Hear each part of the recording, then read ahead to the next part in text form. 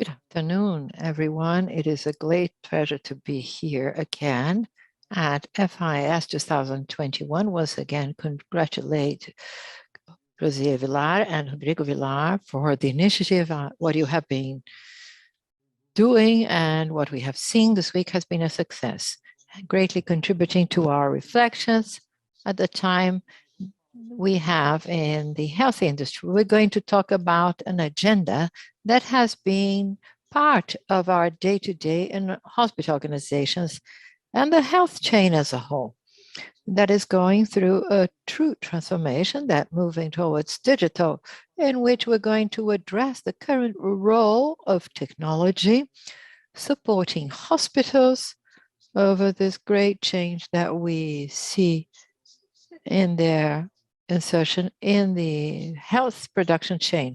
We have two experienced professionals that are going to address their topics or respective topics that will greatly contribute. I'm going to start with Rodrigo Pereira, who's going to talk a bit about his experience. He is the CEO of A3 Data, which is a company specialized in data analytics, intelligent data analytics, and also in the information strategic management. And it's been contributing to various areas of the economy with this ability of generating intelligence to organizations. And today, the Matadeo network is very proud to be partner of A3 Data. Rodrigo has been in the project since the beginning. A3 Data comes from three datas: analytics, agile, and advanced. So this is the focus you give to analytics. So Rodrigo is going to talk for 10 minutes, and then José Henrique is going to bring a more practical view as to how the Matadeo chain has been positioning itself regarding this topic. Rodrigo, the floor is yours. Thank you, Dr. Salvador. I'd like to congratulate you on this event. Things are going quite well, and say that the pride is reciprocal to be together. Is this very special moment for A3.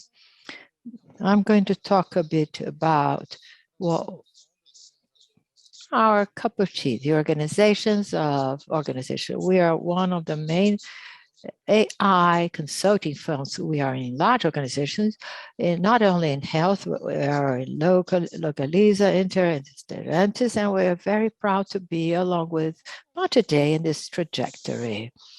I'm going to talk about digital transformation, especially focusing on data, which is a great focus of A3 Data.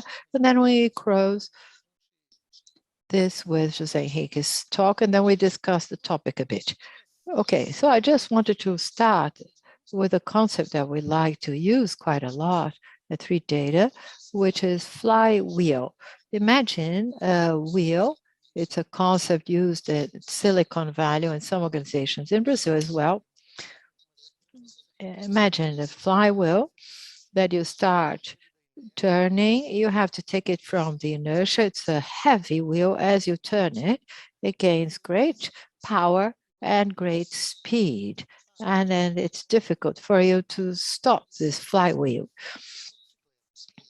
And you can think about a bicycle, and then we bring it to our bicycle. So you start pedaling, and then it gains speed, and then it becomes faster and faster and faster till you get to the point that if you lose the pedal, it's hard to recover it. What is this analogy? It is the market where we are today, not only in health, but in any kind of organizations that we have been addressing through A3 Data. New technologies started driving this wheel. At the time of the .com, we saw the internet coming. This model was very much leveraged with the arrival of smartphones that led us to use the internet on our day-to-day, on our mobile phones. And more recently, we have two large movements, which are IoT on one side,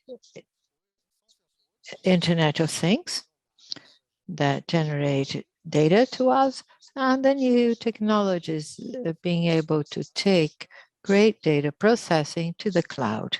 And this increases the possibility of working with large volumes of data and having a large processing capability to process the data. These new technologies have been driving the organizations, and they also lead to the development of new business models.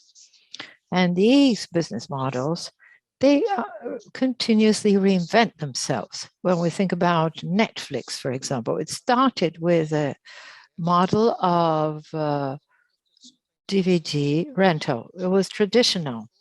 People would go to the store, and then people said, okay, I'm going to kill my own business. I'm going to go to streaming, and I'm going to rent those films totally online. And then it started reinventing itself. And then if we get several examples,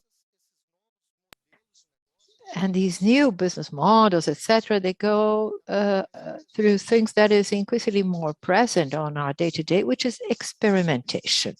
People experiment more because of the technology, and this leads to different innovations. And this leads to another flywheel in this circle, which are new business models or management models. So to deal with this world that is so complex we follow today, I cannot manage my business anymore the way they used to be managed. I have to be much better prepared to deal with uncertainties, with complexities, to deal with competitors that were born out of nothing. A startup, when we look at Uber, for example, they reinvented totally a business model. So we have to be prepared. So these are the three spheres that turn this flywheel. But in the core of it all, as if it is the axis of this engine, are the people. This is the most important part. Despite our being a tech company of excellence in technology, the great reason of our success at A3 Data, what moves the success of any project or any organization are the people. We actually aim at empowering people through data. Why am I telling you this little story? How do we view this movement of transformation, of digital transformation? What are the main pillars that will look at A3 well beyond technology? One of them, we look at the cultural part. So we're talking about this understanding of the management models of leadership, CEOs. They're being actually confident that their business can be transformed, and a new model of understanding of all of it, which is being nimble. How are we prepared to get new information and get some decision that we made previously and follow new ways and not those long 5-10 year planning views? So we have to be prepared to deal with uncertainties, react or respond fast, and correct our route. So this has been one of the reasons that have delighted us to be with Matete. It's an organization with very high execution capability and understanding and reading of the market. Another pillar would be the customer experience. So why do I have to have technology? Technology is a means for it all to happen. And the third pillar I will explain in a while. To make a true digital transformation, first, I start digitizing my business. This is what all organizations today are trying to do. I'm going to develop my app. I'm going to put a bot. I'm going to create an app. Cool. Totally right. And this is the beginning of this real transformation. But this digitization only makes sense if the organization is prepared to deal with the data that are going to be generated by it. So what do? I get the data, I understand the experience, I understand improvement points, I get to know my consumer better in the health chain, my patients, and I feed the cycle again, improving the experience, changing my contact or touch points with my client, my patient, And this leads the patient to be closer to me. I improve my data and I improve their experience. And this is what we call the true digital transformation, the true virtuous circle of a company that is digitally oriented. And then we have the third pillar. Of course, it is important, but since it's a technology company, we like to stress this. It's a means and not an end in itself. And then we get technology, the cloud, connectivity. I have to date that impressively will change with the arrival of 5G, generation of data. These are the three main pillars we have to follow. And the management of data to simplify and wrapping up this transformation movement, where AI and analytics come in. Data have a power of transforming organizations. Through them, we have the power of knowledge, of understanding markets, seeking opportunities, and understanding gaps.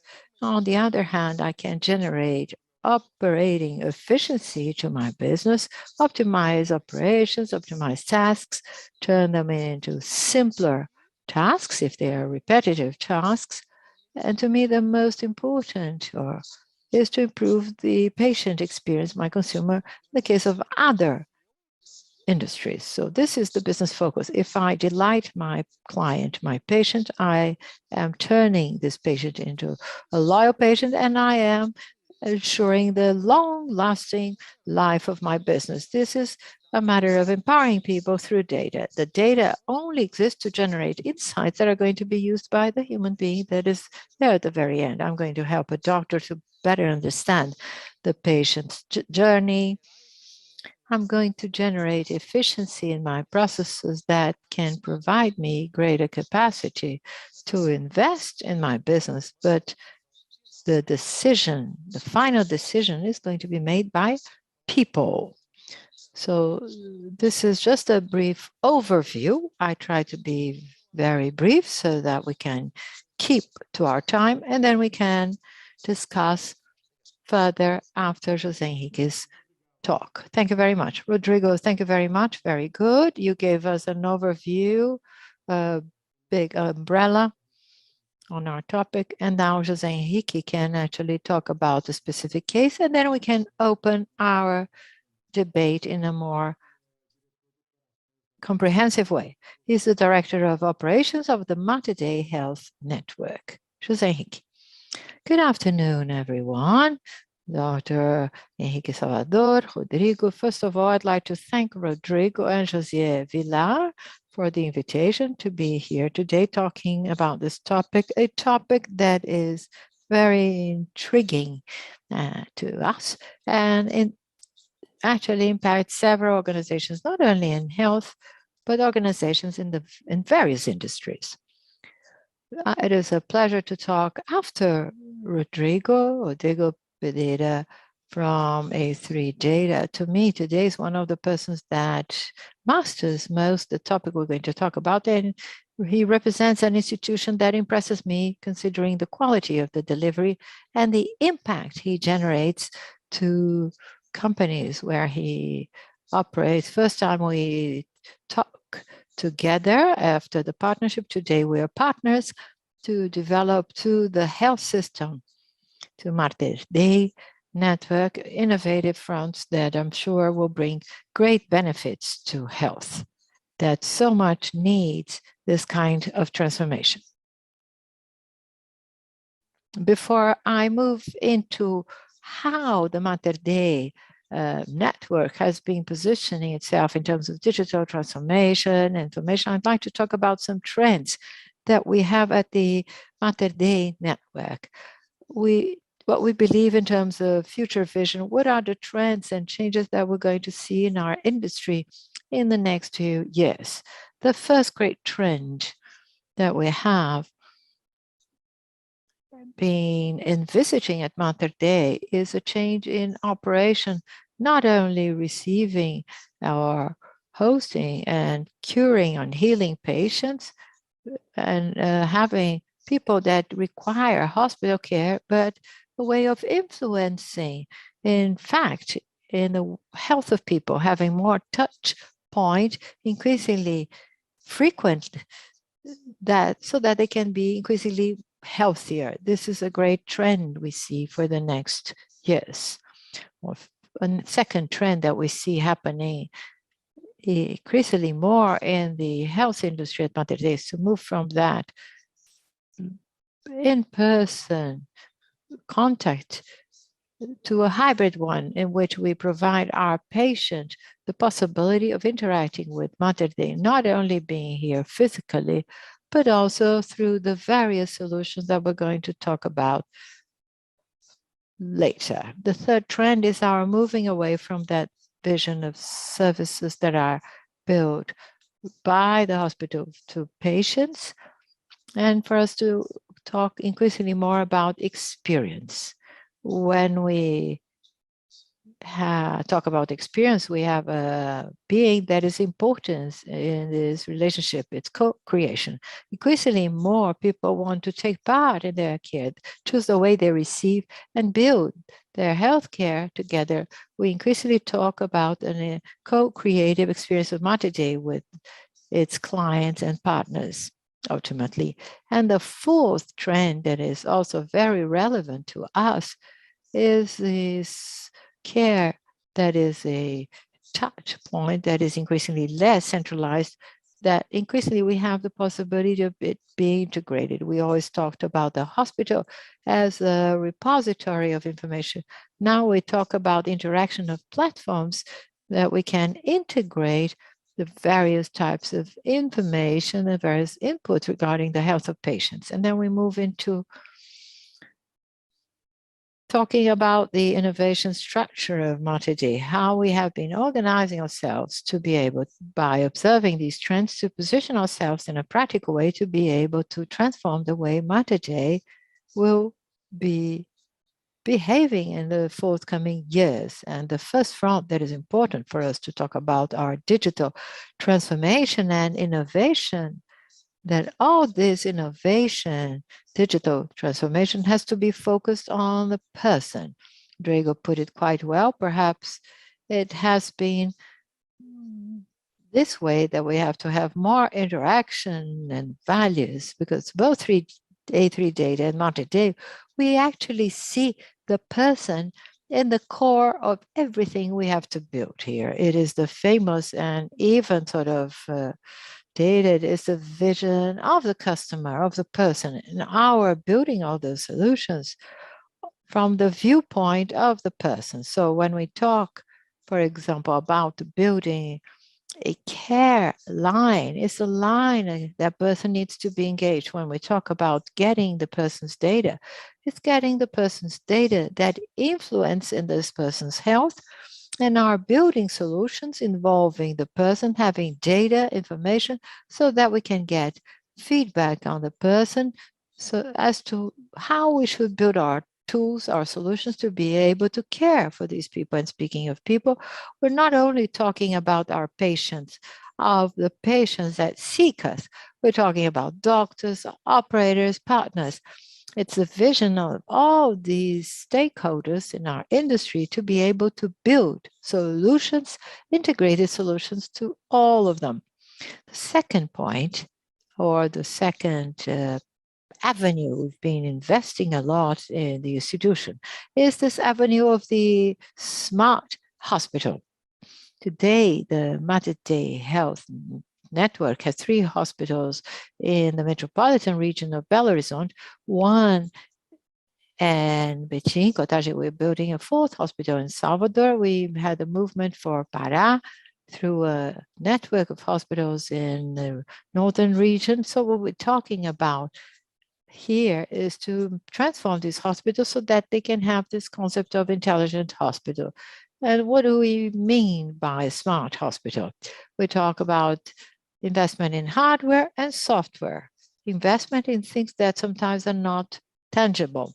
Hardware is all the structure that hospitals need to have, and increasingly more we invest in that to be able to transfer information, to provide safety and security so that they can move about their organization in an increasingly sustainable way. We've been investing a lot in these, in our hospital. The investment in IT and hardware is large, encompassing all dimensions and things of what Rodrigo talked about in cloud. We also talk about processes for these smart hospitals, processes geared to the customer vision. We talk about systems. We have several systems in the institution that lead us to allow us to be more intelligent. A3 data has been helping us a lot in operations for us to be more efficient, to better control costs, and deliver a better experience with cost control through these systems. And we build within these hospital services that can be intelligent and provide always a best experience to our patients. Something that is very relevant that I know that with all the apparatus of smart hospitals, we can receive and treat data and transform the data into intelligence. Increasingly more, we have to think and have in the minds of our main managers, our main interaction fronts, the so-called digital skill. Just as we learned how to work on PDCA, people management, continuous improvement, it is time now for us to think. In our management improvements, we have to work on digital in the minds of people. This is very important in terms of this concept of smart hospitals. And the third avenue we've been talking about in terms of innovation, digital transformation, is creating a platform, the Mater platform. We combine the vision of the patient, of the person, all the interfaces in terms of health that this person has along this person's life, as well as information obtained through intelligence or smart hospital. Have a single platform, a chain, in which the various inputs of information of the people, they move about it, where we can interfere for the person to be healthier, to treat the person, heal the person, and to be closer to the person and influencing the life of this person over time. This is the vision of Mater Dei. This is the way we have been trying to position ourselves in terms of digital transformation, in terms of innovation, and to keep to my time, I am available to talk about the questions that may arise during the process.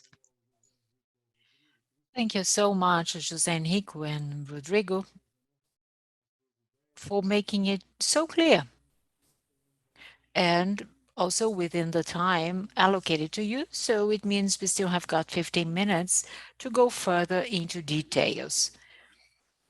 Let me ask you a question.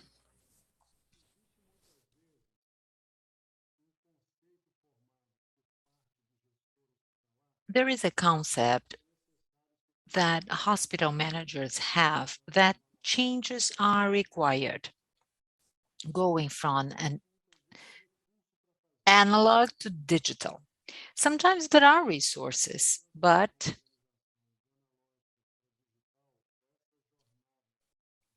in this journey of one to the other, this is a difficult journey. You've been talking a lot about the people. How can you do that for setting the database? What can we do to shorten the time so that the new culture could really invade the whole organization?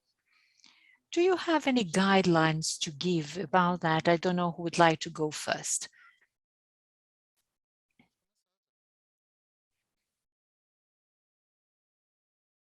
I'll go first. So I'm going to speak before you, which is always better than speaking after you.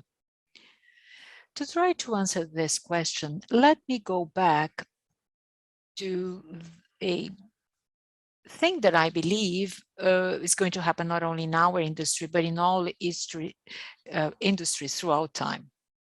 We've been talking about a hybrid strategy. So there is part of analog technology, we are going to see patients, we are going to treat patients, we will offer a physical on-site experience to patients, but then there is the catch.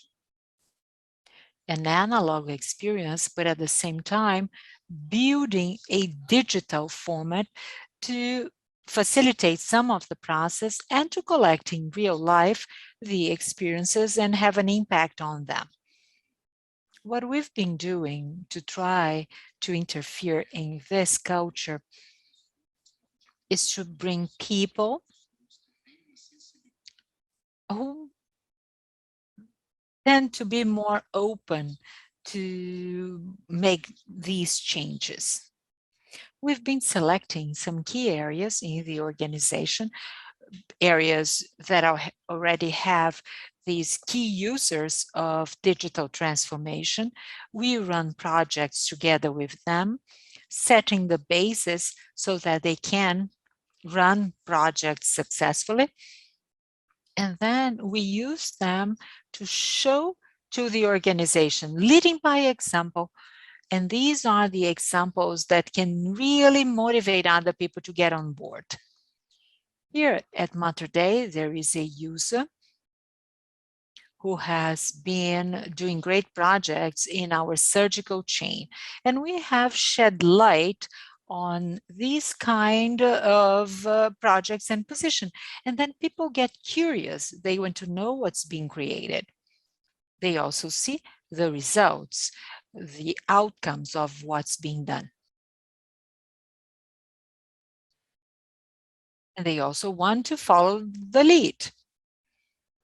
And all of us as VP of the organizations, we need to have this mindset, delivering to people tools for training, for education, to really understand what are the possibilities. We have agile methodology, and to talk about that, I would like to ask Rodrigo to jump in and tell us more about that. How can agile tools help companies? Thank you, José Henrique. Your answer was quite good.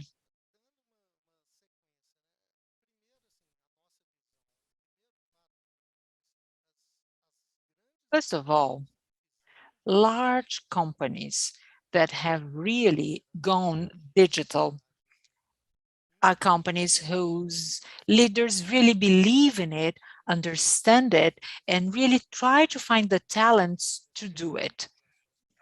This is something that I see in the different organizations that we serve, and we can see the level of maturity they have based on that. Technological transformation will always depend on people, process, and technology. When the leaders understand that technology is a means and not an end, everything changes. We don't have to one technology per se. Well, I want a data lake. I want to implement artificial intelligence model. My question is, what is your pain point? What do you want to solve? We have to try to solve business issues. Now, secondly, what technique is going to be used? So I think that this is the main cultural change that is required. Agile methodology helps us a lot in our projects and interactions with clients. Data science projects are highly complex. We don't have a ready-made solution. So let's say I'm going to develop an app and I have to place a button on the right side of the app. I know exactly how long it's going to take. It's data science. I have to experiment, understand, test, hypothesis, confirm it until I get to conclusions. It's only going to be done if I bring people on board. When we run projects and understand that, and José Henrique has given us this clear example, we need to have projects really engaging everyone around us so that they understand the power of transformation, buy the idea, and disseminate that to the rest of the organization. We try to do the projects with much integration, and this is done quite well at Mater Day. It seems we really have a great sync with your team. So with that, we have successful projects, and people can understand that the change has a purpose behind it. There is a meaning. It's not something top down. Well, a new process has to be implemented, not knowing what it's for. When we change the mindset, we really succeed in making the transformation. And finally, let me share with you a concept which is not new, but most have been addressing it, especially at middle management level, which is the so-called data literacy. Organizations should have professionals that understand the world of data and can make database decisions. Yes, feelings, perceptions are important, but we need to see data. And if we know about that, we can make precise decisions. And this is what we should pursue. Otherwise, we just have just the outside more digital, whereas the core remains analog. Well, thank you very much. It's a constant challenge to organizations. José Henrique, let me ask a question. How can we bring together our needs of the present and what we expect of the future? When we think about innovation, how can we really focus our efforts towards scale up and really getting to getting to implementing what we really want to do? How can we have an agenda for the future, because we are constantly moving? How can we do it as we move on and evolve?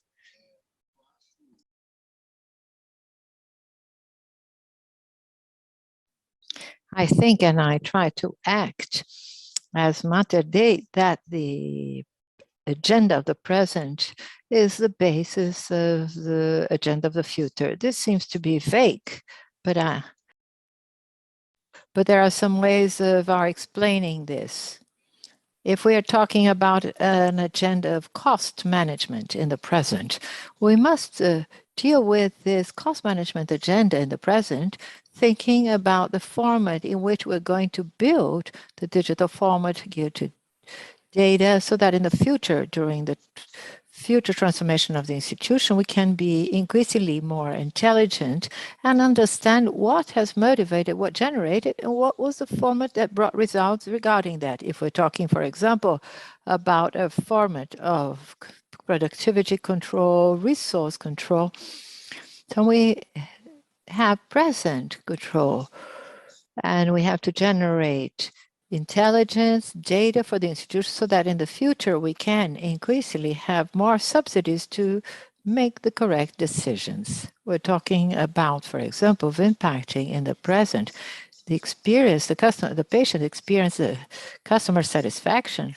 To talk a bit more about the short term, we should think about how we can work this experience to provide more capillarity, to impact the patient's life more in the future, building it on the basis of the present, so that we can be increasingly smarter in the future. So if we're talking about investment in the present, prioritizing investments in the agendas of investment, that how the investments being made today, how are they going to impact the strategies, the short, mid-term, short, mid, and long-term in the future? So it seems those agendas are conflicting, but much on the contrary, they have to be complementary. Even if we're doing something specific in the short term, we have to match that to a transformation and innovation vision to be the basis of what will happen in the future.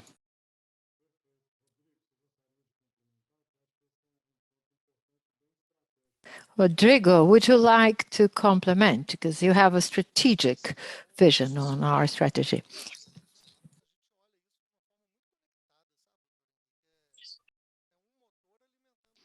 We look this in a very connected way. We look at it. Technology is a driving force for us to follow this agenda and make this transformation. But we, again, I'm going to go back to the cultural and more strategic part and leave technology aside. What are the problems that I'm going to resolve that will give me breathing room for this strategy and will add to my business? We have to be very careful. And this actually goes against our industry. We're an AI specialized company. Well, there's great glamour around this topic.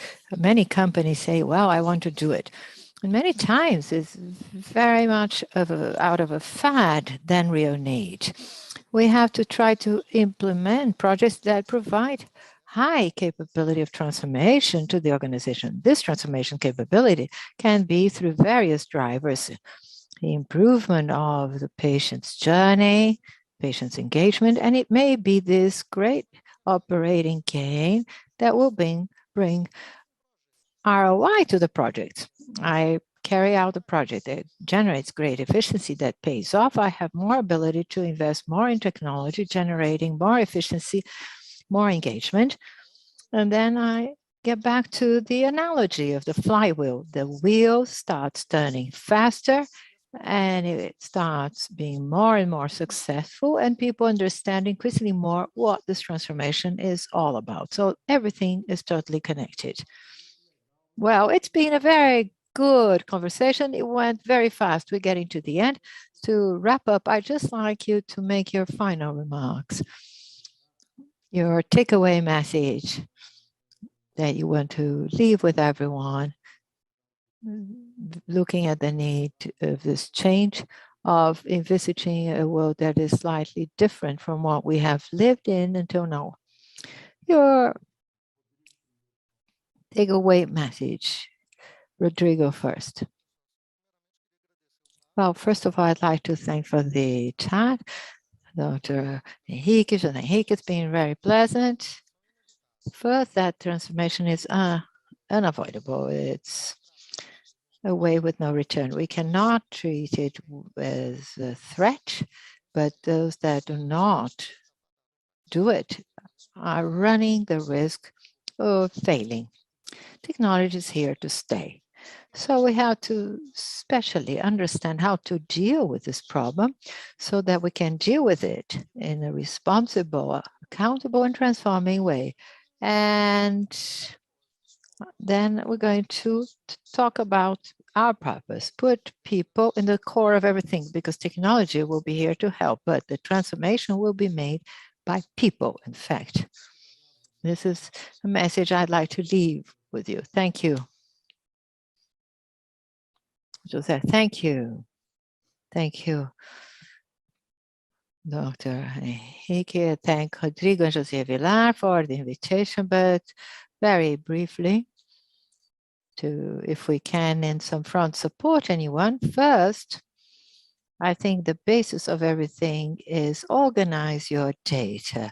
Have a format of data organization in your institutions. Think about this, because working with disconnected data and totally disconnected platforms for any transformation geared to data is a great challenge. So second tip is choose some challenges, some pains in the institution to be able to, from there, start a virtuous transforming circle. And third, seek help. There are various institutions. I certainly recommend A3 Data to help institutions to prepare, to inspire, work in cases of other industries to support us in the health area, and start again to develop and foster this within the institution. Well, thank you very much.